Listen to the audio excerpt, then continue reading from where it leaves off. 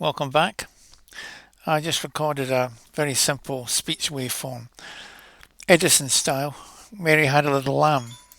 Mary had a little lamb. Its fleece was white as snow, and everywhere that Mary went, that lamb was sure to go. Now, here's the big question. If I took an image of this speech waveform, just from the image alone, would it be possible to get back to the original sound? In other words, if this was in a book or something. Well, I've cheated a little bit here in that this is quite a high resolution image of the speech signal that I've just taken.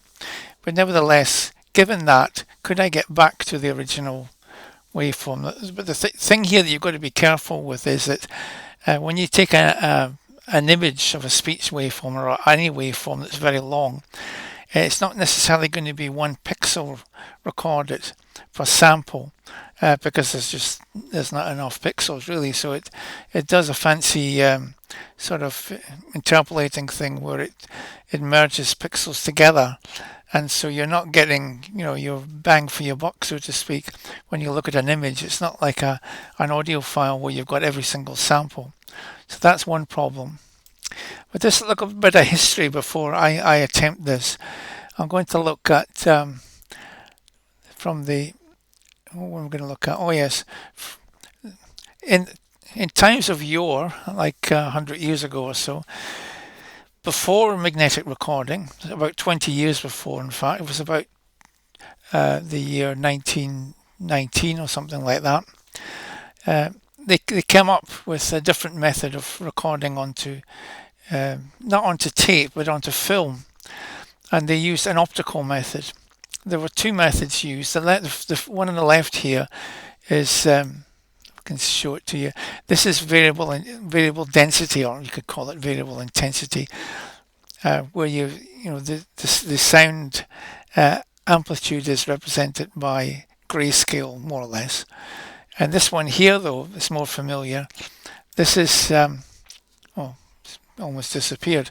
This one here is variable area recording, and that looks very much like a modern speech signal, except it's analog. Now, some of the older films from over 100 years ago were some of them are damaged, and they tried to reconstruct the audio because it wasn't on magnetic tape or anything. It was just recorded on this in this form, and so there's a couple of people, well, 4 people, back in 2009, I think, mostly from France. Yes, from France, trying to do this, and I believe they were successful. I'm actually doing something similar, but not to the level of precision that they're using. They've got very expensive scanners and optics and so on, and they're starting with an analog image, which has got all the information. I'm really just starting with a cut down image because they haven't got all the pixels there. Who was the first person to think of this? Well, the first person to get involved in it wasn't. I don't think it was his idea per se, but there's a little bit on Wikipedia about it. Actually, before I do that, there's how it was done. That's the technique. It was using a vibrating mirror and a slit. It was quite a clever idea, and they did it in stereo as well. So the man you will recognise from who was involved in this, but he wasn't the only inventor, if I can find it. Ah, right. I knew it was here somewhere. Yeah, Theodore Case and Errol I. I'm not sure what Wikipedia is up to there, whether that's a name, Errol L, or what that is. So apologies to him and his descendants if got that wrong. But anyway, they paired up with this famous guy called Lee De Forest. Lee De Forest was the inventor of, well, he was really almost the inventor of the practical amplifier. He invented the thermionic valve. We call it the valve in the UK and New Zealand, but they call it vacuum tubes in the United States, where it was invented anyway. So De Forest should not be confused with this DeForest Kelly, different guy, Star Trek doctor.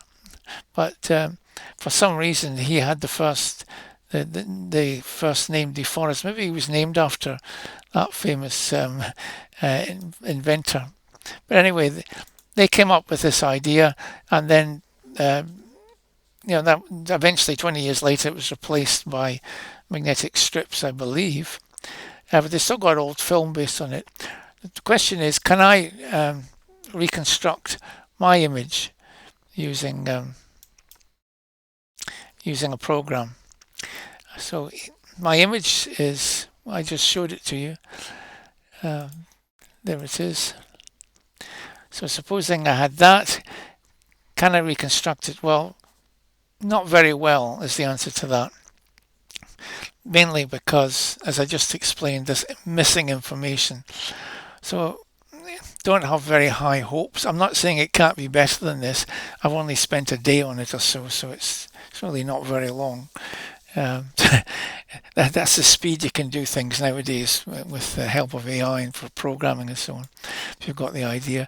Anyway, here's the program, and I'm just going to read in that image, the Mary Had a Little Lamb one.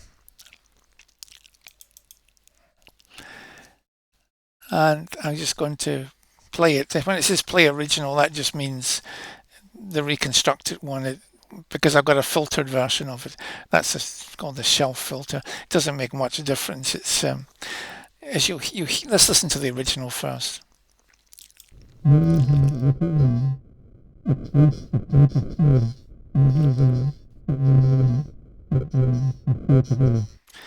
don't know if you could make that out. Mary had a little lamb and so on. I'll just play it one more time. It sounds terrible, I agree.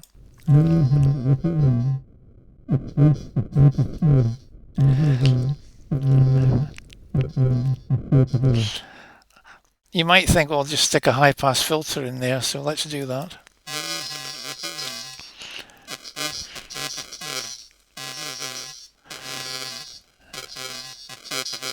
No, it doesn't help, and the reason it doesn't help is because the information is not there in the first place, the high frequencies, so you can't really amplify them up again. But it's a valiant attempt, I think, for a day's work. How it kind of works is we just kind of guess at the duration. If we get it wrong, it becomes Mickey Mouse. It comes out back at the wrong speed. So that, if I imagined it was 7 seconds long, the original, play it. And